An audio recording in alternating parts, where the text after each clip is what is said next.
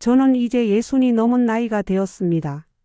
머리카락에는 흰빛이 늘었고 아이들은 다 커서 제 품을 떠나 제 가정을 꾸렸습니다. 손주까지 생겨 제법 분주한 날들을 보내고 있지만 가끔씩 조용히 앉아 옛날을 떠올리면 마음이 아릿해지는 순간들이 있습니다.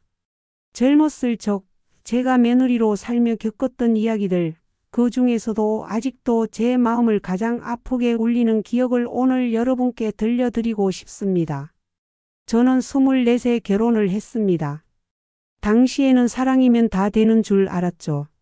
남편과 오랜 연애 끝에 결혼식을 올렸을 때 저는 세상에서 제일 행복한 여자가 된 것만 같았습니다.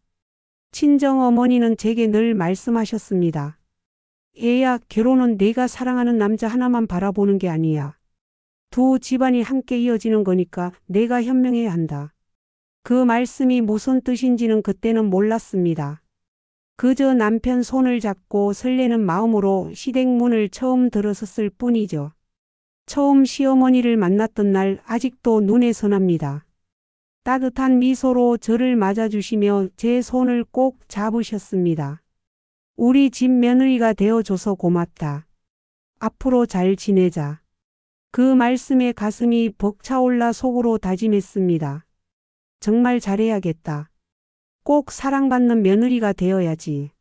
시어머니의 손길은 단단했고 저는 친정어머니의 품을 떠나 새로운 가정에 들어온 설렘을 안고 있었습니다. 결혼 초반 몇 달은 모든 게 순조로웠습니다. 시어머니와 함께 시장을 다니며 장을 보고 북적이는 사람들 속에서 생선값 흥정을 하던 모습이 아직도 기억납니다. 저는 시어머니의 장바구니를 들고 따라다니며 웃었고 시어머니는 저를 보며 우리 며느리 참 얌전하다 하셨습니다. 다방에서 함께 커피를 마시며 이런저런 이야기를 나누던 그날의 향기까지 아직도 제 코끝에 남아 있습니다. 그때 저는 믿었습니다. 아, 이 집에서도 따뜻하게 살 수 있겠구나. 그러나 평화는 오래가지 않았습니다. 어느 날 저녁 남편이 늦게 퇴근해 허겁지겁 밥을 먹고 있었습니다. 제가 서둘러 끓인 된장국이 조금 싱겁다고 시어머니께서 말씀하셨습니다. 애야, 국은 이렇게 끓이는 게 아니지. 우리 집은 원래 좀 간간해야 하는데 저는 웃으며 고개를 끄덕였지만 속으로는 가슴이 철렁했습니다. 내가 잘못했구나 하지만 첫날부터 험을 잡히다니. 사소한 한마디가 그날 이후 제 마음에 오래 남아 흔들리기 시작했습니다. 명절이 다가왔습니다. 큰 집이라 친척들이 모두 모이는 날이었죠. 새벽부터 일어나 전을 부치고 나물을 무치고 탕을 끓이며 손이 쉴 틈이 없었습니다. 부엌에는 기름 냄새와 뜨거운 김이 가득했고 창문은 김으로 뿌옇게 가려졌습니다. 전을 부치다 기름이 손등에 튀었지만 아픈 줄도 모르고 계속 움직였습니다. 그때 시어머니가 제 옆에 서서 한숨을 쉬며 말씀하셨습니다. 아이고, 그건 그렇게 하는 게 아니란다. 젊은 사람이 왜 이렇게 굶더니? 순간 가슴이 덜컥 내려앉았습니다. 아무리 애써도 나는 이 집에서 늘 부족한 며느리구나. 저는 더 빨리 더 잘하려고 애썼습니다. 그러나 손님들이 오셨을 때 칭찬을 듣는 사람은 언제나 시어머니뿐이었습니다. 친척들은 시어머니의 손맛을 칭찬했고 저는 그 옆에서 작은 그림자처럼 서 있었습니다. 제 음식은 늘 부족했고 제 움직임은 늘 굼뜨게 보였던 모양입니다. 저녁 식탁에 앉았을 때도 긴장감은 풀리지 않았습니다. 수저가 그릇에 부딪히는 소리, 국을 푸는 국자 소리 하나하나가 제 마음을 찌르는 것 같았습니다. 웃음소리 속에서도 제 귀에는 시어머니의 지적이 메아리 쳤습니다. 저는 밥맛도 모르고 숟가락만 움직였습니다. 남편은 옆에서 작은 목소리로 괜찮아, 그냥 넘어가. 어머니 원래 그러셔. 라고 했지만 그 말은 전혀 위로가 되지 않았습니다. 명절 내내 제 얼굴에는 웃음이 있었지만 속은 텅 비어갔습니다. 부엌에 들어갈 때마다 심장이 두근거렸습니다. 혹시 또 무슨 지적을 받을까? 또 부족한 며느리라 불릴까 두려웠습니다. 저는 작아졌고 제 자존심은 바닥을 쳤습니다. 밤이 깊어 모두가 잠든 뒤에도 저는 부엌 불을 켜고 홀로 설거지를 했습니다. 물이 졸졸 흐르는 소리가 허전한 마음을 더 크게 만들었습니다. 쌓여있는 그릇 위로 눈물이 뚝뚝 떨어졌습니다. 나는 왜 이렇게 못나 보일까? 시어머니 눈에는 어떤 며느리가 괜찮은 며느리일까? 제 손은 미끄러졌고 그릇 하나가 깨져 바닥에 흩어졌습니다. 그 조각을 주우며 제 마음도 산산이 부서지는 것 같았습니다. 그 순간 친정어머니가 떠올랐습니다. 결혼 전날 제게 해주신 말씀이 있었습니다. 너는 어디서든 잘할 거야. 사위랑 사이좋게 지내고 시어머니 말씀도 잘 들어드려. 그러면 평생 걱정할 일 없어. 그러나 지금 제 모습은 어머니의 말씀과는 달랐습니다. 아무리 애써도 잘한다는 말을 듣지 못하는 며느리, 그게 바로 저였습니다. 남편이 뒤늦게 들어와 제 어깨를 토닥이며 말했습니다. 고생 많았어. 너무 신경 쓰지 마. 하지만 그 말조차 위로가 되지 않았습니다. 마음속 허전함은 채워지지 않았습니다. 남편이 따뜻한 손길에도 눈물은 멈추지 않았습니다. 돌이켜보면 그 시절에 저는 참 많이 울었습니다. 매일의 삶이 버거웠고 내일이 두려웠습니다. 그럼에도 불구하고 저는 묵묵히 하루하루를 견뎌냈습니다. 지금 와서 생각해보면 그 시간이 저를 단단하게 만들었는지도 모르겠습니다. 그러나 그때의 기억은 아직도 제 마음 한켠에 남아 있습니다. 저는 이제 웃으며 이야기할 수 있습니다. 하지만 그때의 눈물과 외로움은, 그리고 사랑받고 싶었던 간절한 마음은 여전히 제 안에서 조용히 살아 숨쉬고 있습니다. 며느리라는 이름으로 살던 그 시절의 제 이야기는 아마 수많은 여성들의 이야기와 크게 다르지 않을 겁니다. 여러분도 혹시 비슷한 기억을 가지고 계신가요? 명절날 부엌은 늘 전쟁터 같았습니다. 새벽 5시도 되기 전에 일어나 부엌에 들어가면 시어머니는 이미 몇 가지 음식을 준비하고 계셨습니다. 큰 가마솥에서는 국물이 보글보글 끓고 있었고 가스레인지 위에는 기름이 펄펄 끓어올라 연기를 뿜어냈습니다. 저는 잠이 덜 깬 눈을 비비며 양파를 까고 두부를 썰고 전을 부치기 시작했습니다. 손등에 기름이 튀어 벌겋게 달아올랐지만 아픈 줄도 모르고 계속 움직였습니다. 손 좀 재빠르게 놀려라. 그렇게 굼떠서 언제 다 끝내겠니? 시어머니의 목소리가 번개처럼 내리쳤습니다. 저는 고개를 끄덕이며 네, 어머니 하고 대답했지만 가슴은 철렁 내려앉았습니다. 손은 더 빨리 움직였지만 마음은 점점 더 작아졌습니다. 점심 무렵 친척들이 하나둘 들어왔습니다. 거실은 웃음소리와 반가운 인사로 가득했지만 부엌 안의 공기는 무겁고 팽팽했습니다. 저는 상에 올릴 그릇을 챙기느라 분주했습니다. 그런데 갑자기 손에서 힘이 빠져 국그릇이 바닥에 떨어지고 말았습니다. 뜨거운 국물이 발등에 쏟아져 화끈거렸습니다. 순간 숨이 턱 막혔지만 소리를 낼 수 없었습니다. 그 자리에 얼어붙은 듯 서 있는데 곧 시어머니의 날카로운 목소리가 퍼졌습니다. 아이고 이게 무슨 꼴이야. 손 하나 제대로 못 놀리면서 며느리 노릇을 한다고? 순식간에 거실에 있던 모든 시선이 부엌으로 향했습니다. 얼굴이 화끈거려 눈물이 고였지만 고개를 들 수 없었습니다. 남편이 달려와 괜찮아? 많이 되었어? 하고 물었지만 시어머니의 눈빛은 차갑게 저를 꿰뚫었습니다. 발등의 고통보다 마음의 상처가 훨씬 더 깊었습니다. 저녁이 되어 모두가 둘러앉아 밥을 먹을 때 제 귀에는 웃음소리가 아닌 시어머니의 지적이 계속 맴돌았습니다. 수저 소리, 국자 소리까지도 저를 더 작게 만들었습니다. 남편은 옆에서 조금만 더 버티자 곧 끝나라고 속삭였지만 그 말은 공허했습니다. 왜 늘 제가 참아야 하는 걸까요? 명절은 그렇게 끝났지만 갈등은 일상으로 이어졌습니다. 빨래를 개도 청소를 해도 설거지를 해도 시어머니 눈에는 늘 흠이 보였습니다. 아이고 수건을 이렇게 개면 뭐가 예쁘다고 내 친정에서는 이렇게 배웠니?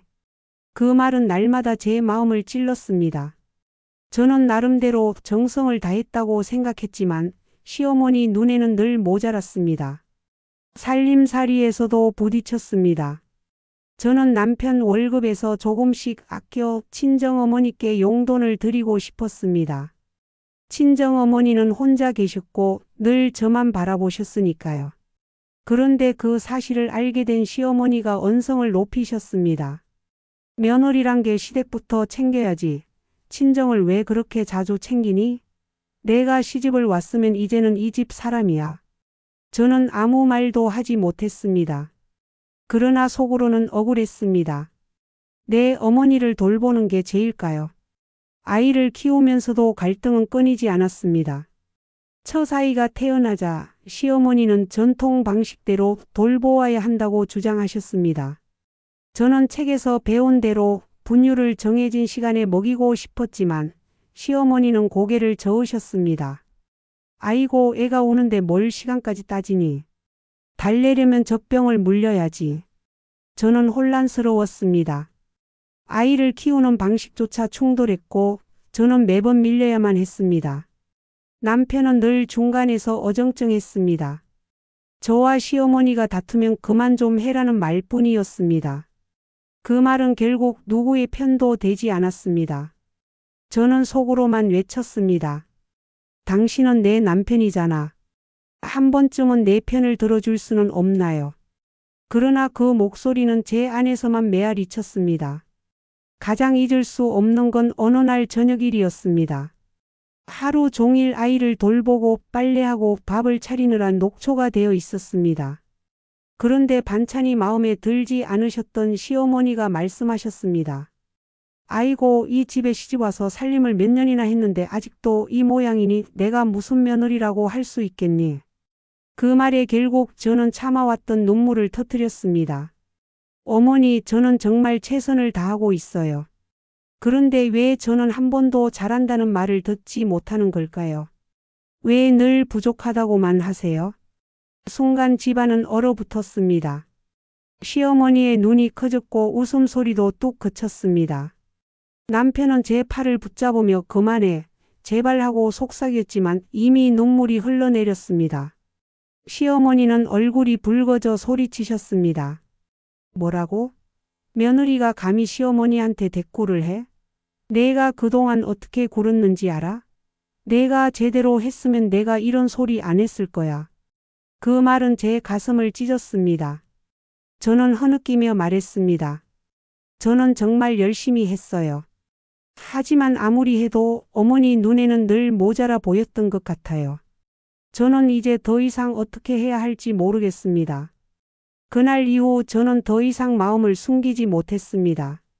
웃으며 넘어가던 일들도 눈물로 번졌습니다. 남편은 여전히 조금만 참아라는 말뿐이었고 그 말은 더 이상 위로가 되지 않았습니다. 친정에 가는 날이면 마음이 놓이면서도 미안했습니다. 친정어머니 앞에만 서면 저는 어린아이처럼 울음이 터졌습니다. 엄마, 나 너무 힘들어. 그러나 어머니는 제 손을 잡고 말씀하셨습니다. 그래도 참고 살아야지. 내 자식들을 위해서라도 꼭 참아야 해. 그 말은 따뜻하면서도 제 마음을 더 무겁게 했습니다. 세월이 흘러 지금은 웃으며 이야기할 수 있지만 그때의 상처는 아직도 제 마음에 남아 있습니다. 며느리라는 이름으로 살며 겪었던 갈등들, 살림의 무게, 아이 키우는 문제, 친정을 향한 그리움, 모든 것이 저를 지치게 했습니다. 그러나 동시에 그 모든 것이 저를 단단하게 만들기도 했습니다. 그 시절에 저는 늘 울고 늘 외로웠습니다. 하지만 지금 돌아보면 그 눈물 덕분에 오늘의 제가 서 있을지도 모릅니다. 저는 이제 60이 넘은 나이에 지나온 세월을 돌아봅니다. 그 시절에 저는 늘 눈물이 마르지 않았고 마음속에 쌓인 응어리를 풀 길이 없었습니다. 아침이면 긴장으로 가슴이 두근거렸고 저녁이면 한숨으로 하루를 마무리했습니다. 시어머니와의 갈등은 멈추지 않았고 남편은 늘 중간에서 애매하게 서 있었습니다. 저는 늘 외로웠습니다.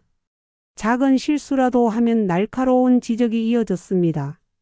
그릇을 떨어뜨려도 반찬간이 조금만 달라져도 청소가 덜 되어 있어도 꾸중을 들어야 했습니다. 그럴 때마다 마음은 더 움츠러들었고 제 목소리는 점점 사라졌습니다. 남편은 제가 눈물을 보이면 늘 같은 말을 했습니다. 조금만 더 참아라. 어머니는 원래 그러셔. 그러나 그 말은 위로가 되지 않았습니다. 왜 늘 제가 참아야 했는지, 왜 제 마음은 끝내 이해받지 못했는지 지금도 의문입니다. 그렇게 버티던 어느 날 몸이 무너져 병원에 실려갔습니다. 병원 침대에 누워 링거를 맞으며 천장을 바라보던 순간 저는 생각했습니다. 이렇게 살다간 나는 금세 사라져버리겠구나. 친정 어머니가 병문안을 와서 제 손을 잡아주셨습니다. 얘야, 내가 참아온 세월이 얼마나 힘들었을지 내가 안다. 하지만 너는 아이들을 위해 살아야 한다. 그 말에 눈물이 터져 나왔습니다. 나는 며느리라는 이름에 묶여 살았고 그 무게에 짓눌려 있었던 겁니다. 세월은 흘렀습니다. 아이들은 자라 학교에 가고 대학에 가고 각자의 삶을 살기 시작했습니다. 시어머니도 나이가 들며 예전의 기세는 사라졌습니다. 손이 떨려 젓가락을 제대로 쥐지 못하시고 목소리도 낮아졌습니다. 그런 모습을 보며 마음은 복잡했습니다. 원망과 연민이 동시에 밀려왔습니다. 그토록 저를 힘들게 했던 분이었는데 이제는 약해진 모습 앞에서 차마 미워할 수만은 없었습니다. 어느 겨울날 시어머니가 병원에 입원하셨습니다. 저는 매일 병문안을 갔습니다. 병실 침대에 누운 시어머니가 제 손을 잡으며 말씀하셨습니다. 내가 너한테 참 모질게 굴었지. 사실은 고마웠다. 너 같은 며느리 덕분에 집안이 굴러간 거야. 그 말을 듣는 순간 그동안의 서러움이 눈물로 터져 나왔습니다. 내내 원망만 하던 마음이 조금은 풀렸습니다. 지금 생각해보면 우리는 서로를 이해할 겨를이 없었습니다. 저는 인정받고 싶었고 시어머니는 완벽한 살림을 원하셨습니다. 하지만 결국 사람의 마음은 같았습니다. 사랑받고 싶고 존중받고 싶었던 거지요. 이제는 알 수 있습니다. 그분도 결국 사랑이 고팠던 사람이었다는 것을. 저는 이제 그 시절을 담담히 말할 수 있습니다. 며느리라는 이름은 참 무거웠습니다. 그러나 그 이름으로 살며 배운 것도 있습니다. 사람과 사람 사이에 가장 필요한 건 거창한 것이 아니었습니다. 칭찬 한마디, 위로 한마디가 얼마나 큰 힘이 되는지를 그 세월이 가르쳐 주었습니다. 혹시 이 이야기를 듣는 분들 중에도 저와 같은 세월을 걸어온 분들이 계시다면 꼭 말씀드리고 싶습니다. 당신은 충분히 잘해왔습니다. 그 모든 시간을 견뎌낸 것만으로도 존경받아 마땅합니다. 우리 세대의 며느리들은 누구나 비슷한 아픔을 가슴에 안고 살아왔습니다. 말하지 못한 서러움, 끝없이 반복되는 살림의 무게, 그 속에서 잃어버린 자존심과 젊음의 기억들. 하지만 그럼에도 우리는 버텼고 가정을 지켰습니다. 저는 이제 손주가 뛰어다니는 집안을 바라보며 웃습니다. 손주가 작은 손으로 제 손을 꼭 잡고 할머니 사랑해라고 말할 때면 그동안의 세월이 눈 녹듯 사라지는 듯합니다. 그 아이들 앞에서만큼은 저는 부족한 며느리도 눈물 많은 아내도 아닌 그저 따뜻한 할머니입니다. 그 사실이 제게 큰 위로가 됩니다. 돌아보면 사랑이란 거창한 게 아니었습니다. 사랑은 상대를 무너뜨리는 말이 아니라 세워주는 말이었고 사랑은 지적이 아니라 인정이었습니다. 저는 그 단순한 진리를 깨닫기까지 참 오랜 시간이 걸렸습니다. 며느리라는 이름은 제게 무거웠지만 동시에 제 인생을 단단하게 만든 이름이기도 했습니다. 저는 이제야 조금은 이해합니다. 시어머니도 나름의 고단한 세월을 살았고 그 속에서 며느리에게 엄격해질 수밖에 없었음을요. 그분도 결국은 사랑받고 싶었던 사람이라는 걸. 이제 저는 마음속으로 이렇게 고백합니다. 어머니 그때는 미웠지만 지금은 감사합니다. 그 시절이 있었기에 제가 오늘을 살아낼 수 있었습니다. 그리고 이 이야기를 듣는 당신께도 말하고 싶습니다. 당신이 겪어낸 눈물은 헛되지 않았습니다. 당신의 세월은 값지고 소중합니다. 지금은 비록 아무도 알아주지 않는 것 같아도 언젠가는 누군가가 당신의 발자취를 기억할 것입니다. 그래서 저는 오늘도 조용히 웃습니다. 사랑이 뭐길래 그렇게 우리를 울리고 웃게 만들었을까요? 긴 세월 끝에 내린 제 대답은 이렇습니다. 사랑은 결국 서로를 이해하려는 작은 마음이었습니다. 칭찬 한마디, 위로 한마디, 그게 바로 사랑이었습니다.